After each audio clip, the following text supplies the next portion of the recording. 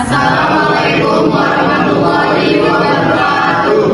Sebelumnya, perkenalkan kami dari kelompok 1. Di sini kami ingin mempresentasikan bab 1 dan bab 8 yaitu terkait early institutional dan institutional process organization field. Sebelumnya, perkenalkan saya Aisyah Rahmatika dan NPM 23 14 15 10 21. Saya Patricia Angelina Emilia Simarmata dengan NPM 23 14 15 10 78.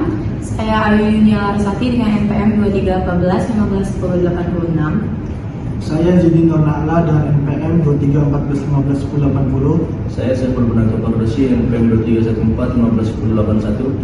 Saya Renza Dalguna dengan NPM 07. Saya Ahmad Fadli Nuriski dengan NPM 71. Saya Muhammad Pradana Wicaksono dengan NPM 22 14 15 10 27. Dengan nama saya Sebenarnya Pratama NPM 22 14 15 10 98. Nama saya Noval Fitri Adi Arifin dengan NPM 23 14 15 10 66.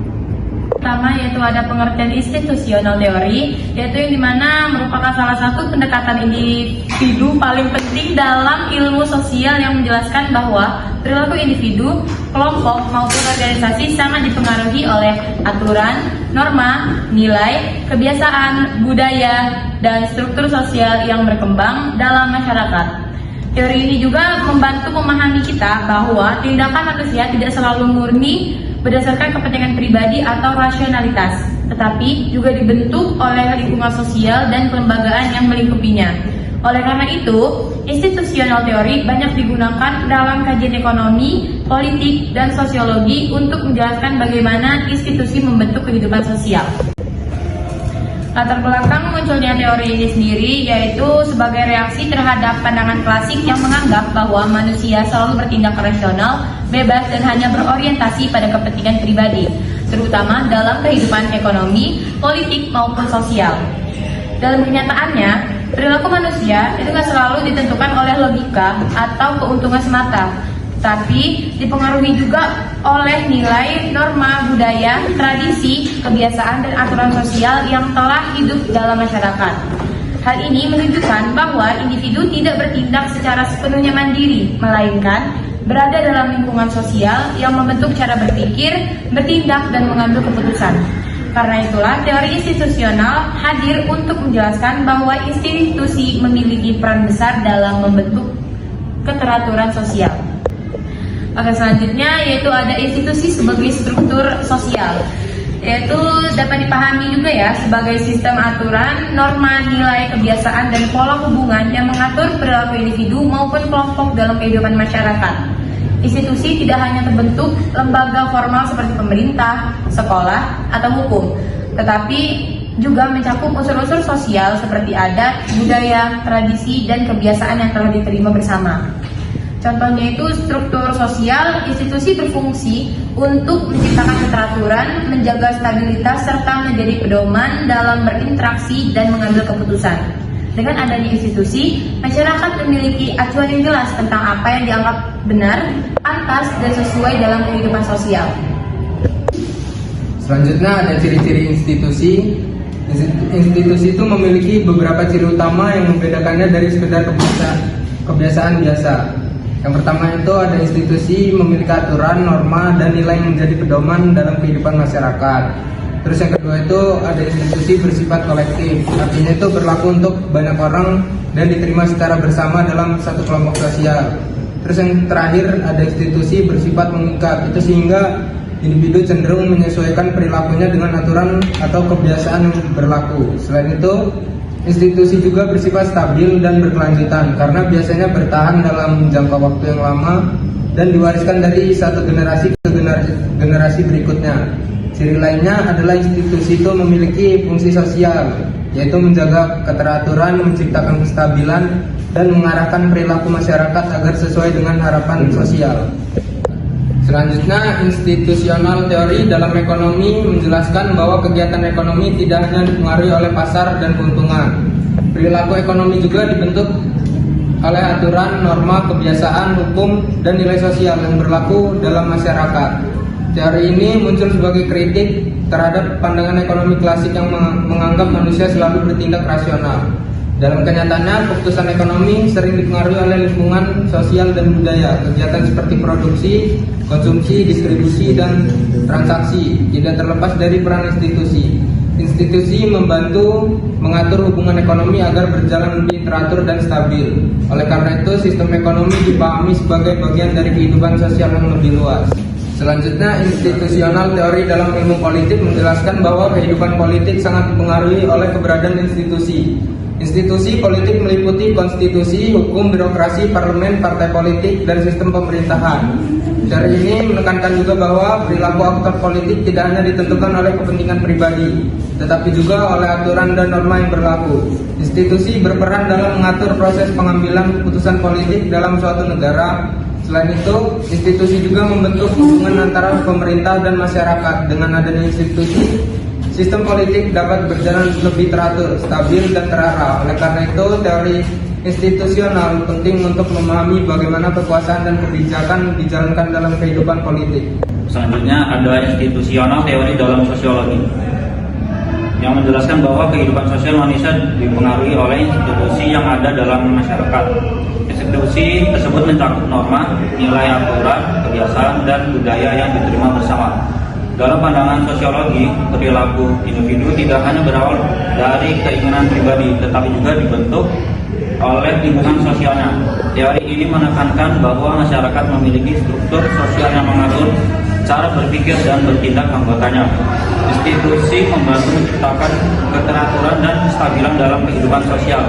Selain itu, institusi juga mempengaruhi hubungan antar individu maupun antar kelompok dalam masyarakat. Oleh karena itu, teori institusional dalam sosiologi penting untuk memahami bagaimana kehidupan sosial terbentuk dan dipertahankan. Selanjutnya ada tokoh-tokoh teori institusional. Yang pertama yaitu Emil Durkheim menjelaskan bahwa perilaku manusia dipengaruhi oleh fakta sosial yang berada di luar individu. Yang kedua yaitu Max Weber yang menekankan bahwa tindakan manusia dipengaruhi oleh nilai, budaya, dan sistem otoritas dalam masyarakat. Yang ketiga yaitu Karl Marx melihat bahwa struktur ekonomi dan hubungan kekuasaan sangat mempengaruhi kehidupan sosial dalam bidang ekonomi. Selanjutnya juga ada Thorstein Veblen yang menjelaskan bahwa perilaku ekonomi dibentuk oleh kebiasaan dan institusi sosial. Selanjutnya ada John Commons menekankan pentingnya transaksi dan aturan kelembagaan dalam aktivitas ekonomi.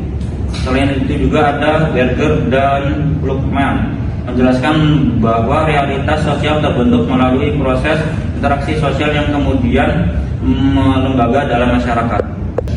Selanjutnya ada kelemahan pendekatan institusional awal, di mana lebih banyak berfokus pada lembaga formal seperti negara, hukum, konstitusi, dan birokrasi. Nah, pendekatan ini biasanya cenderung melihat institusi hanya dari bentuk dan strukturnya saja. Nah, di mana akibatnya analisis sering bersifat deskriptif dan kurang mendalam.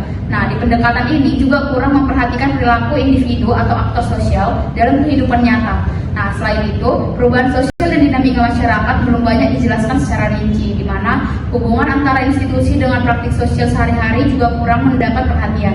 Oleh karena itu, pendekatan institusional awal dianggap belum cukup untuk menjelaskan bagaimana institusi bekerja dan berkembang dalam masyarakat. Iya.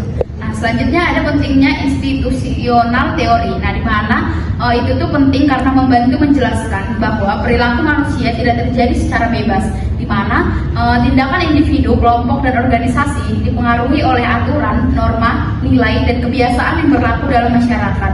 Nah, teori ini itu memudahkan kita memahami bagaimana institusi membentuk pola perilaku sosial, di mana institusional teori juga menjelaskan mengapa suatu sistem sosial dapat bertahan dalam waktu yang lama. Teori ini itu berguna untuk memahami hubungan antara individu dengan lingkungan sosialnya.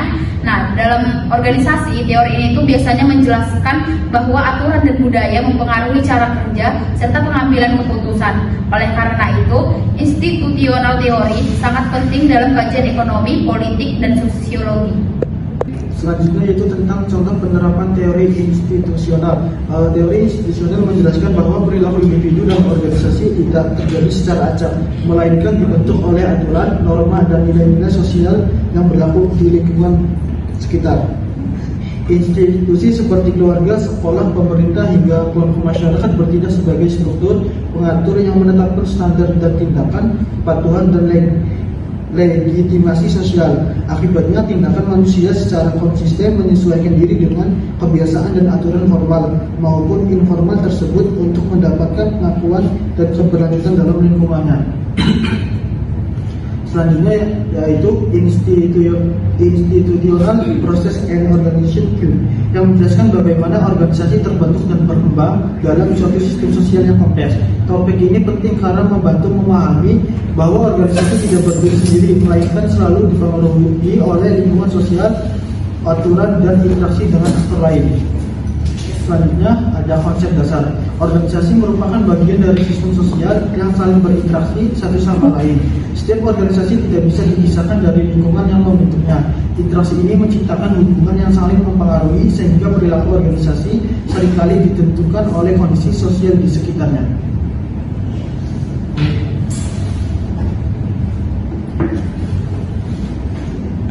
Oke, yang berikutnya itu ada organization field. Organization field itu mencakup berbagai aktor seperti organisasi, regulator, dan juga pihak lain yang terlibat dalam suatu arena sosial tertentu. Field ini menjadi wadah interaksi yang membentuk pola hubungan serta menentukan bagaimana organisasi beroperasi dalam suatu sistem. Slide yang berikutnya itu ada mengenai lingkungan organisasi. Lingkungan organisasi tidak hanya bersifat eksternal, tetapi merupakan jaringan relasi yang kompleks antar aktor. Hal ini menunjukkan bahwa organisasi dipengaruhi oleh lingkungan sosial yang luas, bukan hanya oleh faktor di luar secara sederhana. Yang berikutnya itu ada konsep organization field. Organization field merupakan kumpulan organisasi yang berinteraksi dalam suatu area institusional yang sama. Konsep ini menekankan pentingnya hubungan antar organisasi dalam membentuk perilaku dan juga keputusan yang akan diambil.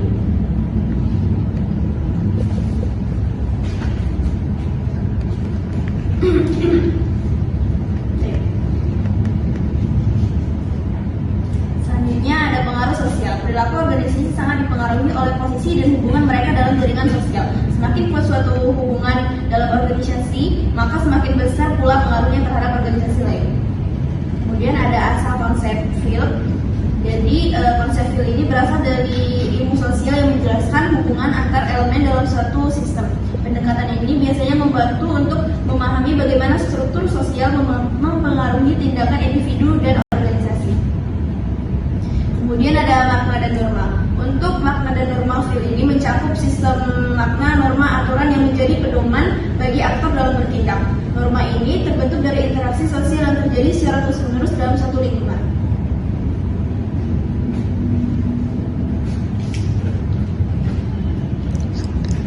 Selanjutnya ada unit analisis. Organization field menjadi unit analisis penting dalam memahami dinamika institusional. Dengan melihat field, kita dapat memahami bagaimana perubahan sosial mempengaruhi organisasi secara keseluruhan. Lalu ada komponen field. Organization field terdiri dari beberapa komponen utama seperti institusional, logis, aktor, sistem relasional, dan sistem tata kelola. Keempat komponen ini saling berkaitan dan membentuk struktur yang mempengaruhi jalan organisasi dalam field. Lalu ada institusional logis. Institusional logis memberikan kerangka berpikir bagi aktor dalam menentukan tindakan mereka. Logika ini membantu organisasi memahami apa yang dianggap benar, sah, dan sesuai dalam lingkungan mereka. Berikutnya adalah aktor. Aktor dalam organisasi field terdiri dari individu maupun organisasi dengan kepentingan yang berbeda.